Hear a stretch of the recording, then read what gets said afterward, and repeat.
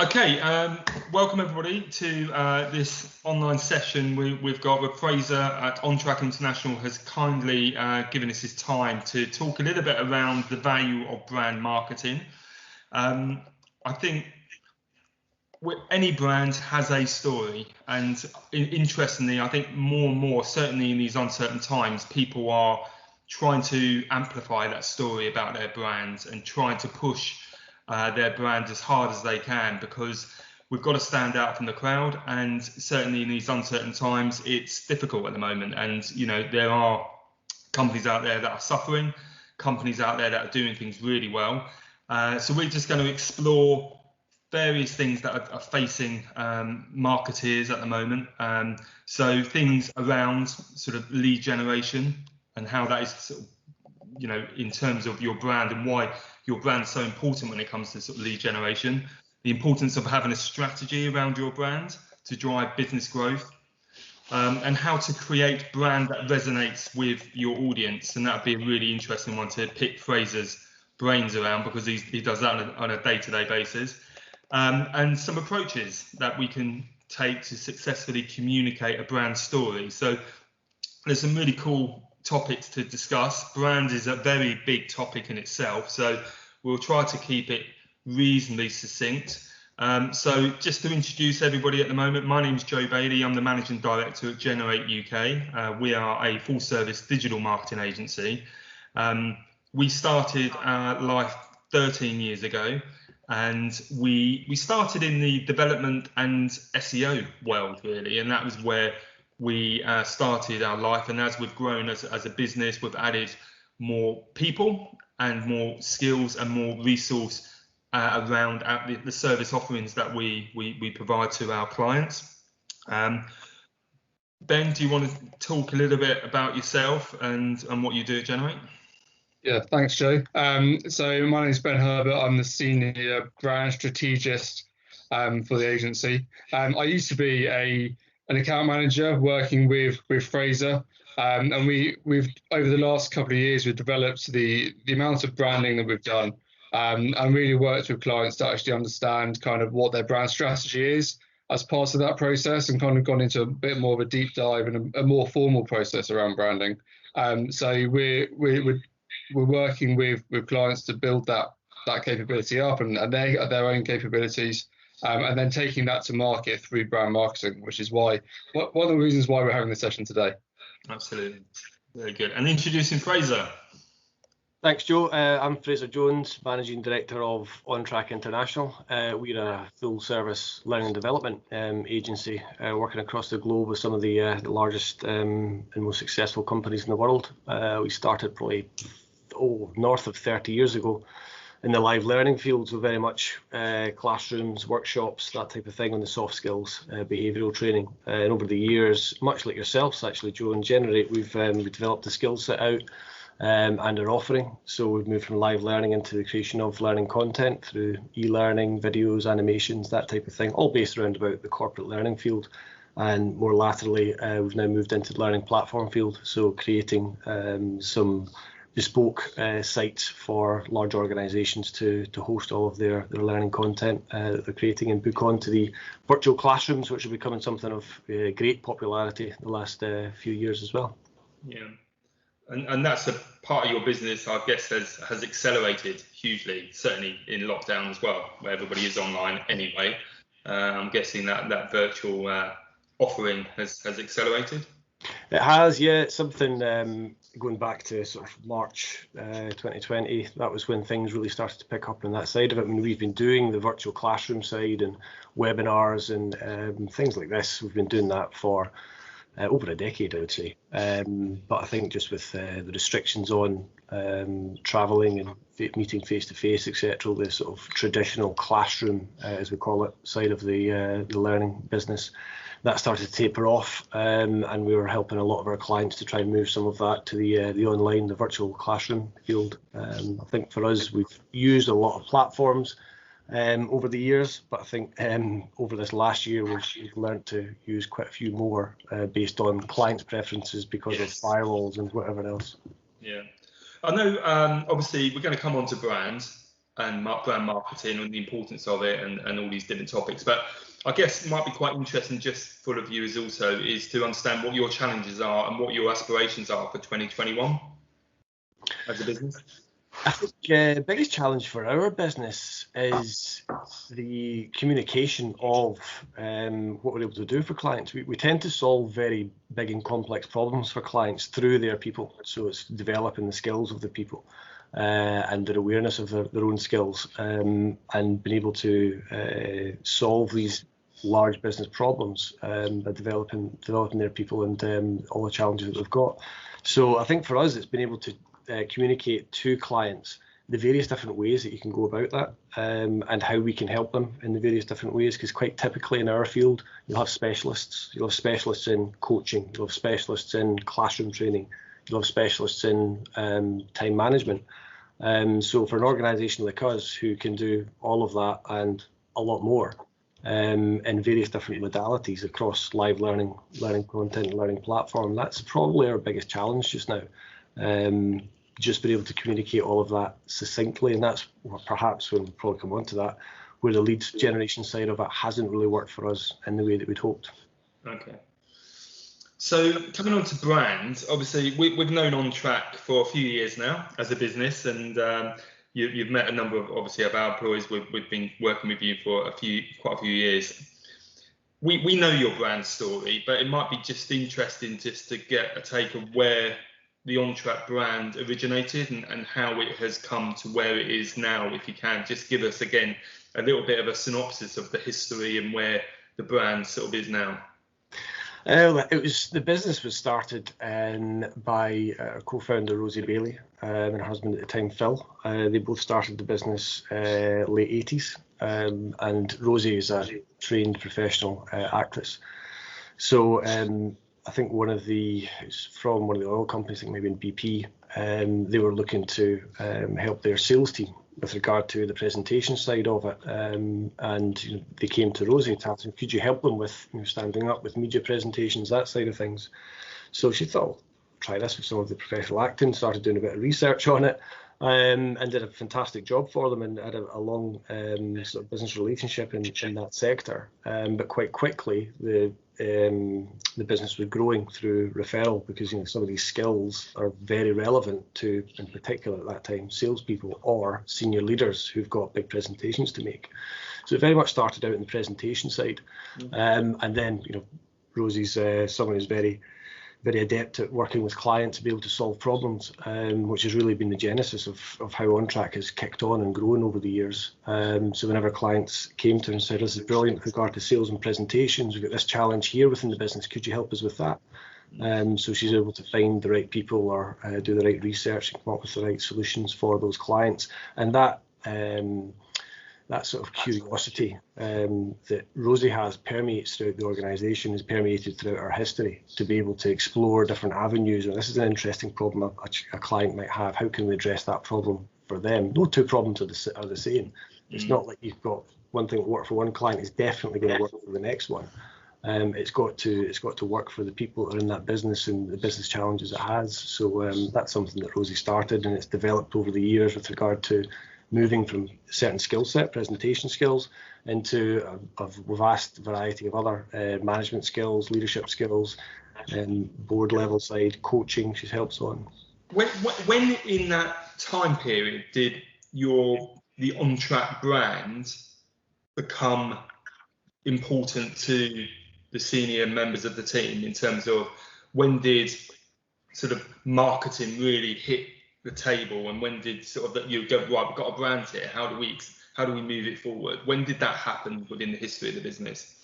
I think that was very early on. I think Rosie and Phil, who founded the business, they recognised very early on that the brand was a very important thing, and they started out as very much sales focused. I think it was Cambridge salespeople or something the business was, but not for very long. Very quickly evolved into OnTrack International, because they had aspirations of a global business, and it didn't take them long to generate that global client footprint. So it was very early on that recognition of the importance of brand happened within OnTrack. Credit to Rosie and Phil for recognising that so early, and investing so much time and resource into building the brand side of it. Yeah, interesting. Ben, did you kickstart with our sort of first question or first topic? I guess is the best way to pronounce it. Sure. So the first question is, what are the challenges facing marketers today?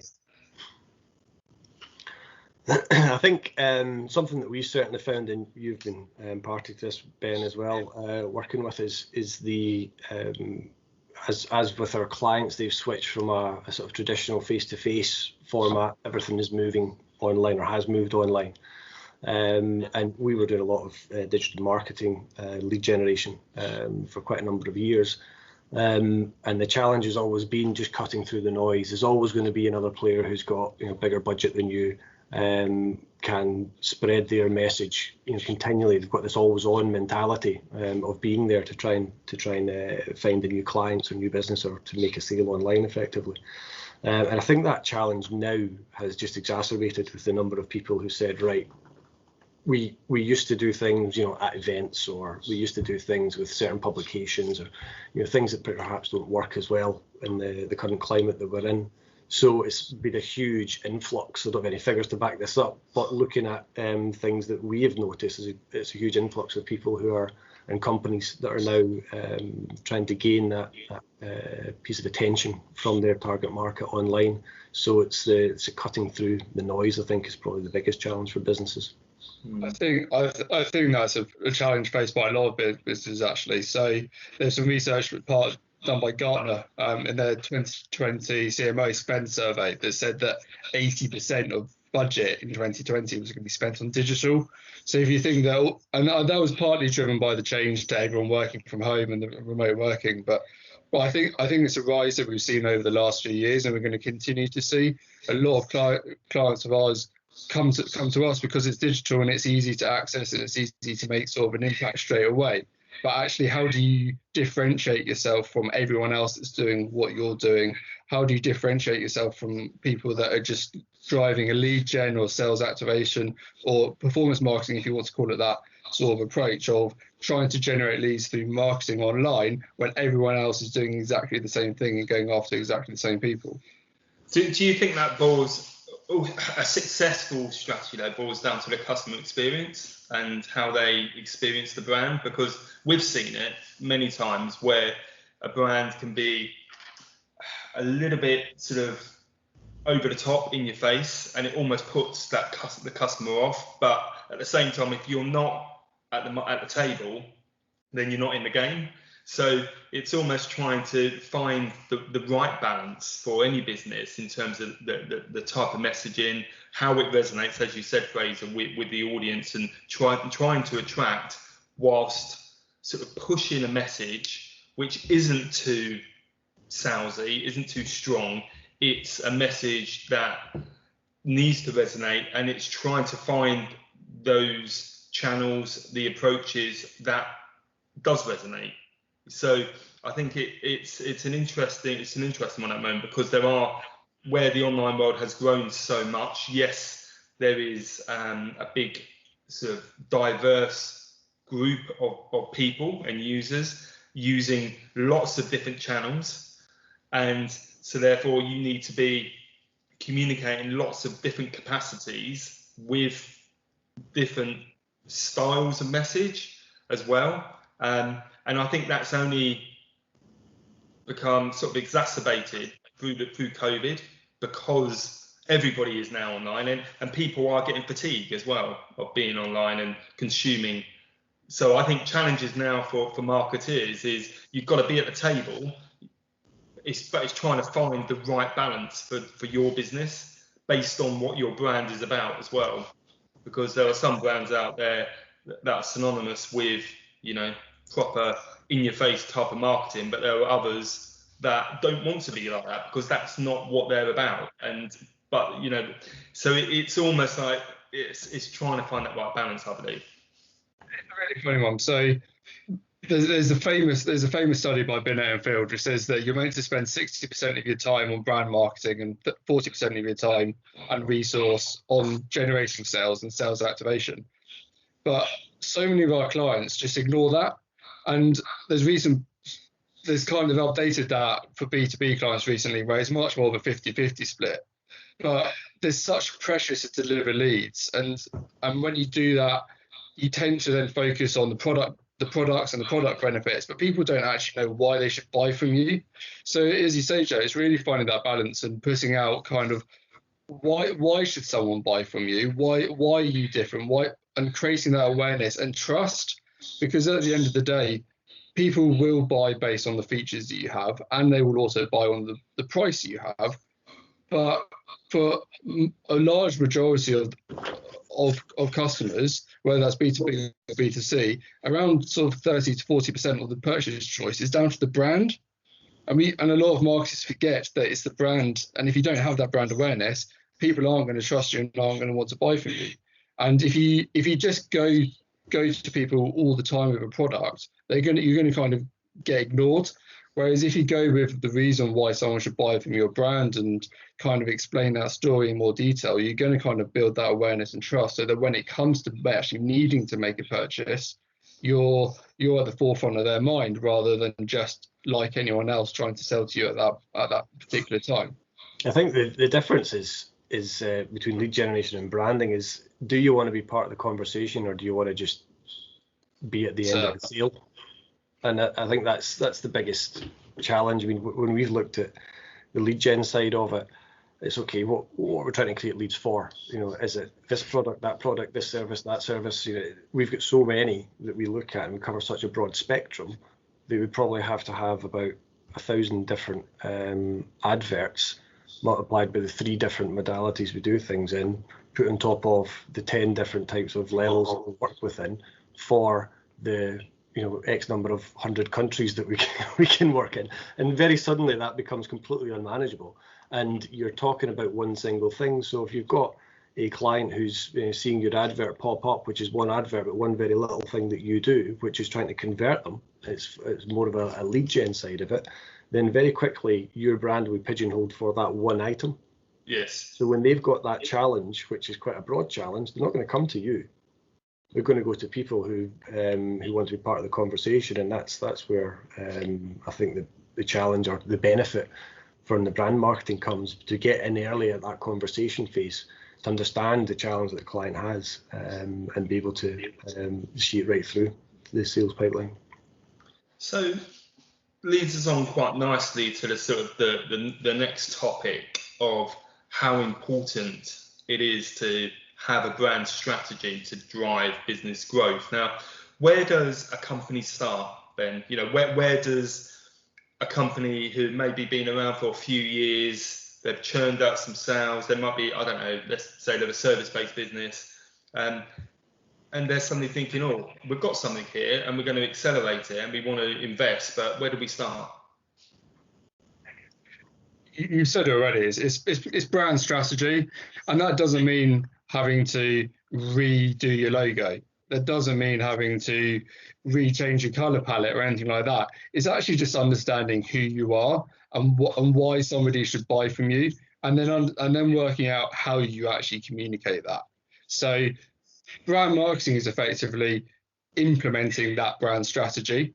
And brand strategy is who you are and why someone should buy for you, and how you deliver that. And we often quite go down the Simon Sinek route of the golden circle, which has got why at the center, how, and then what. And we do it because it's a really nice visual way of presenting it and kind of getting our clients to think about it. There's different ways of doing it, but that's kind of the approach that we quite often take. And the reason why is at the center is because people don't buy sort of what you see online necessarily just because of the products. It's because it's what that brand represents. So we've got to, as an agency, and we've got to work with our clients to kind of get to sort of the core reason for for that business to kind of exist, and what does that actually give that customer. So that was something that we went down sort of the route with Fraser when we kind of looked at their brand a couple of years ago, and we kind of came up with a purpose. And purpose, quite often people think purpose has to mean something good for the environment, something good for the world, the planet, or their people. But it can actually just sometimes be helping other companies. In Fraser's case, it was kind of delivering the best experiences for their customers and their customers' people. So if you can understand why you're doing it and then how your services relate to that and how you then deliver that, you can come away from the features and benefits of products and services, and you can actually talk about how your brand supports your customers and your audience that you're trying to talk to. Do you agree with the statement that the bigger you get, the more important your brand is? Or do you think it's because you mentioned earlier on, like, people make purchasing decisions and 30% will purchase because of the brand. So I guess as you just get bigger and bigger, that 30% gets accelerated and grows. And is that nobody got fired for buying IBM, is the saying, isn't it? and that's because that's the brand that people know. So brand is massive, whether you're a big company. When you're a big company, I think it's also important when you're a small company, because actually that's what differentiates you from everyone else. And if you're a startup, actually identifying kind of why you exist and why you should be trusted by your audience to be brought from, rather than going to the big dog, is important. So yeah, I think brand is important at every stage of your business, and it will evolve. There's no reason why your brand will be the same today as it will be in 6 weeks' time as it will be in 6 years' time. It will change, and I think a lot of brands changed to sort of pivot towards the pandemic and how they could help people through the pandemic. And I think brands will change again afterwards, and kind of sort of as people go back to normal, if we ever get there. I think brands are really important when you're small. I think that's when it's imperative that you understand what makes your brand up. The personality of the organisation, the values that you hold dear to you and your people, because that sets the tone for the business. As the business starts to grow, that sets the tone, and it makes decisions easier. If you've got an understanding of what the values are, what the brand stands up for, then it's almost to the point it makes decisions easier. It's not a decision to be made. It's that's the path we're going on because that's our brand. We'll follow that path. I think if you wait until you're bigger, then you'll have a lot of challenges. You'll have a lot of growing pains with regard to what do we stand for. So answering that question early, I think, is really, really important for organisations to understand what it is. And quite misunderstood with regard to the branding is it is inherent within you. You just need specialists to really actually sit down with you, understand, and almost put a mirror up to you and say, look, this is what you're currently doing. These are the customers that you're dealing with just now. This is how you deal with them. All of these things make up your brand. Then it's your job to understand what that is and communicate that to the marketplace. And I guess that's the start of the branding process. But I would say it has to start early. Well, I'm pleased you both answered that like that, because I think I have to make sure I send this video to the person I was speaking to last week, when they were very adamant that they did not want to look at their brand and invest in their brand, which I was trying to argue the case that they've been around for a couple of years, but they just, maybe it's a financial thing for them, but, I don't think actually finance should come into it really, because a lot of people can do their own sort of working on their brand and to make it better. But yeah, good. I'm pleased you responded like that. I think there's a good point that there's research out there that shows that companies can grow without spending a lot of money on brand, and they can grow quickly, but they will plateau. And it's to then continue that growth and to speed up that growth, you need a solid brand, and you need to communicate that brand to your audience. And that is there's solid research out there that shows that, and it's about explaining that to customers that you can have success, but you're gonna struggle to continue that success long term without investing in your brand. Yeah, I think you mentioned about the audience, and that's sort of another sort of question that we've identified is I guess, how do you create a brand that resonates with an audience? So how do you sort of departmentalize it, and how do you build that? I guess that's the question, because that's quite a daunting sort of question, isn't it? You know, your brand's got to resonate with that audience over there. It's like, right, where do I start? How do I sort of look at my brand? Because it's quite hard to do it when you're in it, I think, for companies. I think that's one of the challenges, because you're so involved in your own business. It's quite difficult to lift yourself above the parapet and look at it. Fraser, you were... Yeah, just going to say that I think that's where having and Ben came in, and you were helping us as well, Joe. But just having external people come into your organisation and ask you really searching questions that you probably hadn't considered. You know, when you're working in the business, you're right, Joe. You're in the business. You're almost blind to what's happening in bigger picture wise with regard to the brand and the positioning of the business. And it is a daunting prospect to think, oh, brand, I don't know where to start with that side of it. But having you guys come in and ask those questions of us and start to look at, okay, who are the customers you've currently got? What is it that they say about you as an organisation and your people, more to the point?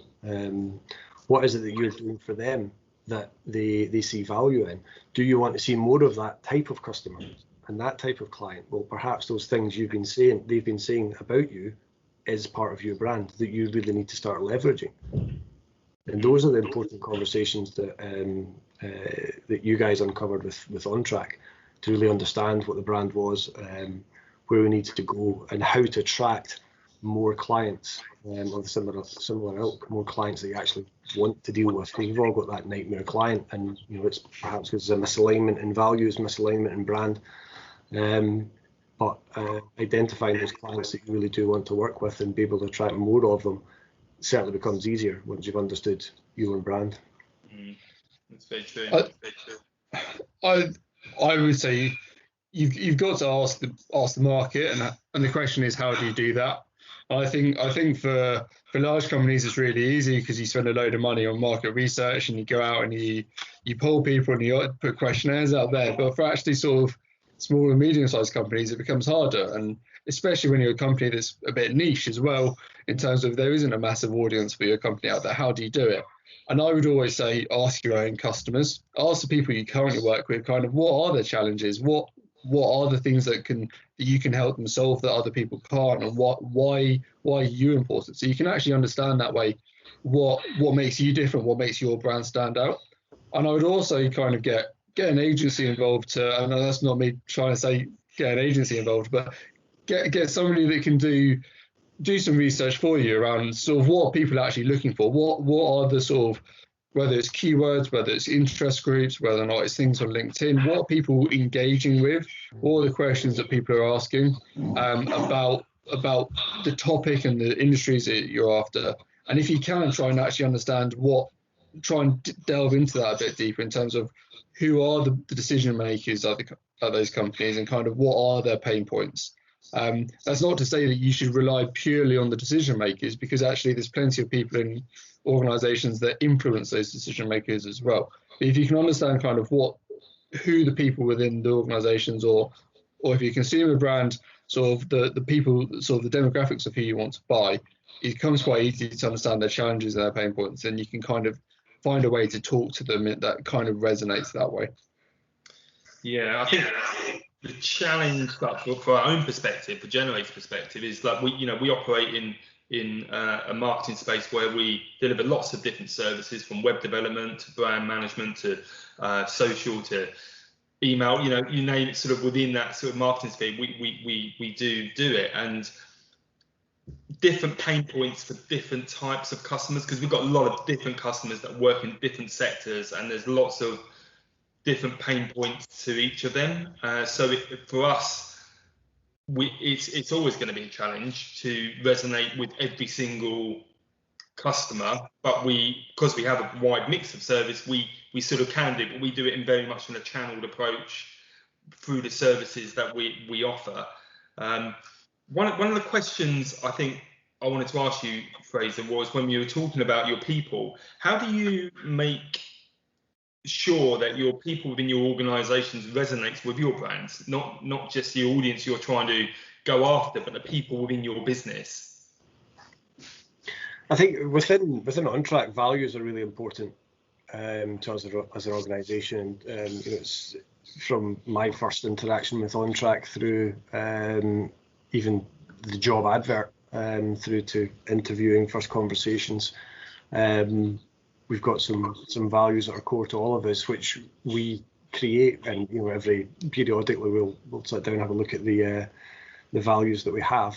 Are they still relevant to us? Do they need to be updated? And the last 2 or 3 times we've looked at them, no, they are absolutely relevant, and that's a sign of great values. So I think if you're asking how that works throughout the business, I think from beginning to end, it's everyone within the business. Even at the recruitment process, I'm guessing. Yeah, from the recruitment process, people are attracted to the organisation based on, if you're looking for a job or whatever else, you'll see an advert, you'll look up the company, you'll see their website, you get a feel for the brand through the website. That's a great place to start to understand, who are the people. You look at the faces, you see what the language is like on the website, what are they targeting, what they're trying to do, what's the mission statement of the organisation. All of that builds the brand, all of that builds your relationship and association with that brand. Do you want to work with them? And it'd be similar from a customer's perspective. Yeah. Do we want to work with them? So I think that starts very, very early on, and throughout the sort of, it's not something day to day that we shove down people's throats. We don't have to. We've got people within the business who are aligned to our values, who work with clients who share the same values as us. So it's something that is it's almost like a living thing within the organisation that it's always there. It's always present. Yeah, absolutely. I think it's important to share that as well. And if you do change it to make a proper song and dance of it, as it were, it's sort of internally. So we've got a client that's massively changing their brand in the next year. They're spending a significant amount of money on community. That is a pan-European organisation, and they're spending a significant amount of money communicating that to their people, because they know that if that change in proposition isn't communicated to their own people, it's not going to communicate to their customers. It's not going to communicate to the market that they're trying to operate in.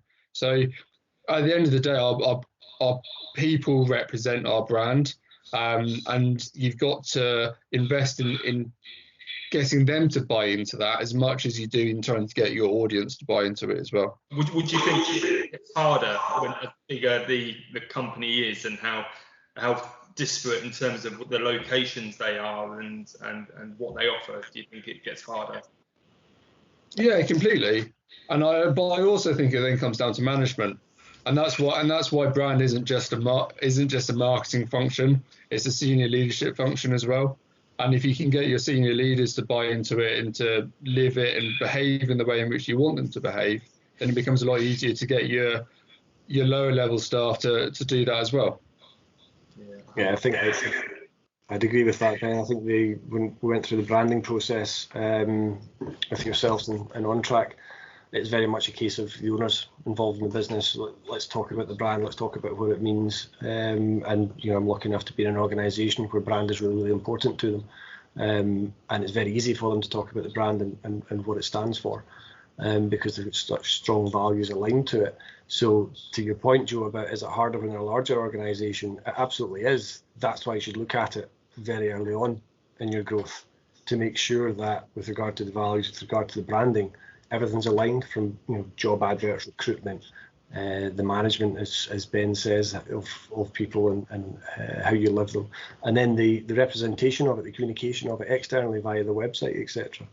If you've got that right from the start when it's early, it makes it a far easier almost check-in every now and again, as opposed to an overhaul of everything. And that's when it can be difficult, especially if it's related to the value side. If you start to change them, and as a large organisation might, then there'll be a big portion of the people who say, you know what, I don't acknowledge that as a value in myself, so that maybe this isn't the right place for me.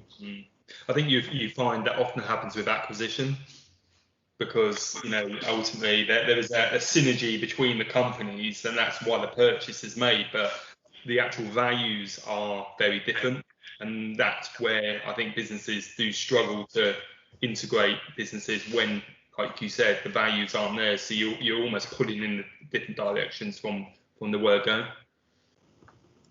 So we've talked a little bit about lead generation, sort of challenges that marketers are facing, the importance of why brand is so important, and certainly having a brand strategy in place, how you resonate with your audiences, some sort of key things. And it's quite interesting to look at external and internal, which I think is massively important.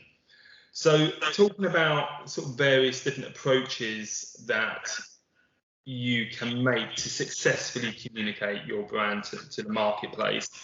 Do you want to sort of touch on a few of the things that we do, Ben? Or again, I know Fraser's sort of doing that on a day-to-day basis, so share some insights, that'd be great. Yeah, so I think we kind of covered it, but the first thing is kind of review actually what your brand is, because if you don't have a brand strategy in place, how do you know what to communicate? I think for me the first thing would be to look at actually what is your sales activation, what is your lead gen doing, and how effective is it? Because if it's not effective, if you're putting budget into things that aren't delivering results, if you're just putting out a brand, sort of a product focused, service focused message all the time, you're gonna struggle, and you're not being effective. Your cost of sales is going to go up, all those type of things. So I would look at the effectiveness of your sales activation sort of marketing to start with, and then see where you can either improve it by integrating some brand messaging, or just taking budget from it and actually applying it and giving yourself some resource to do some brand marketing. And I think that's a really important part, because you don't want to take away from the sales activation piece, that when people are actually searching for something that for your products or service, you're not discoverable, or people are in the market for it. But I think you've also got to consider that there's research out there from Ehrenberg Glass Institute that says that only 5 to 10% of your target audience are actually ever looking to buy something at any one point. So there's a huge amount of people that are actually either researching it, have just purchased and aren't even considering it. What you need to do is you need to engage those people. And the way in which you do that is by more top level messaging, but you can also become sort of the go-to brand for your audience. So whether or not that's through sort of content that talks about challenges, or some of the trends to look out for, providing useful resources and useful information that people can come back to and rely upon you to sort of help them. But also talking about creating that engagement and creating that sort of networking, that community, so that you build that relationship over time. Sales activation comes in at such a late part of the buying process. They can be months and months. If you've got a long buying cycle, you can have like months and months of people talking before they even engage with you at a company. So you've got to resonate with people at that point. And it might seem like it's harder to track how that works, and so the importance of that. But if you let it run, you'll quite often see that someone that is sort of bought from you last week might have actually first engaged with you a year ago. And it's about kind of developing that relationship online before you actually necessarily have a physical or virtual relationship with that person. It's interesting. How important is it for brands to be reactive to what's going on in the marketplace within their sort of strategy? Because I'm guessing that from a brand, they will create their strategy and that's rolling out nicely, and then things happen externally. How important is it for a brand to be reactive? Right now, very. But I think if you go back to before 2020, when actually things were a bit more stable, a bit more sort of things were the same for quite a long time. Not a huge amount was changing. There were advancement in technology and stuff like that, and you've got to be able to react to that. I think a lot of brands were very successful, or the successful brands were good at pivoting towards sort of the work from home, the remote working, live learning to virtual learning in terms of Fraser and his business. So you have to be able to pivot, and you've got to be able to understand kind of what the core of what you do before and after is got to be the same. So your message shouldn't change that much. It's about communicating that you can adapt with the change in your audience's requirements. But I think as well the biggest thing for me is that you've got to you've got to really understand what your buying cycle is, what your customers' buying cycle is. Let's be honest, if somebody's buying paper from a printer paper, their buying cycle is pretty short. If they're buying a learning management solution from a learning development consultant like Fraser, that's probably something that they're going to buy into sort of every 5 to 10 years, potentially. So you can't just rely on them coming up to you at the point of them purchasing. You've got to get in front of them. Yeah, I think that's where branding becomes really, really important, because if you've got a brand in an organisation that is, when I'm talking about branding now, I'm talking about the marketing of your brand as opposed to just the brand itself. The communication has to be proactive. It has to be out there early. I think we're quite a lot of, and don't get me wrong, through last year it was a tough year for quite a lot of organisations, and we didn't escape it.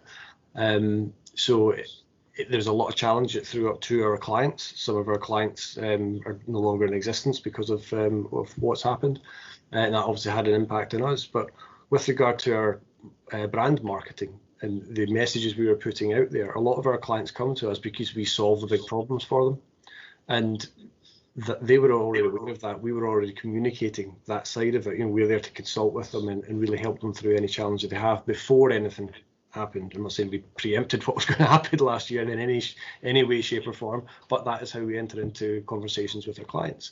So when it came to that pivot, as you talk about, with regard to COVID hitting and organisations having to pivot, our outreach was more based on, look, just to let you know, we're here for you.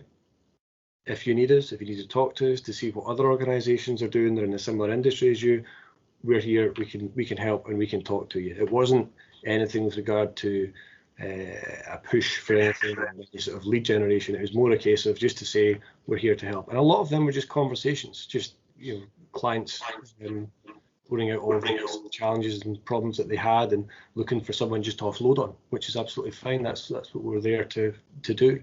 But I think having that brand messaging going out over the last few years with your help with regard to being able to solve those problems and consult the clients and these types of things, when things do happen, it's very easy for us to make a slight nuanced pivot, and we still had the clients coming to us and asking us for help here and there. That's interesting.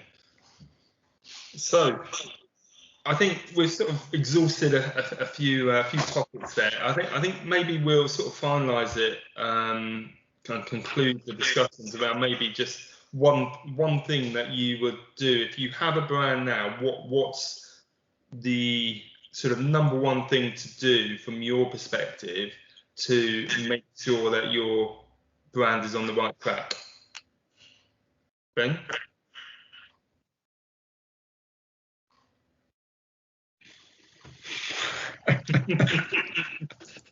We'll edit this bit out. Put you on the spot. Yeah, I think that the biggest thing you can do is really just take a step back and understand what you're trying to say, and compare that to what you are saying, because you don't need to put a product focused message out there every single communication that you do. You need to talk about kind of how you can support the needs of your audience and why your brand does that. You need to tell your story. Yeah. Essentially, are you telling the story with your communications? And you can drop your products and services into it all you want, but is there a story out there that really resonates? Yeah, that's a good point. Fraser, is there anything you wanted to finish on?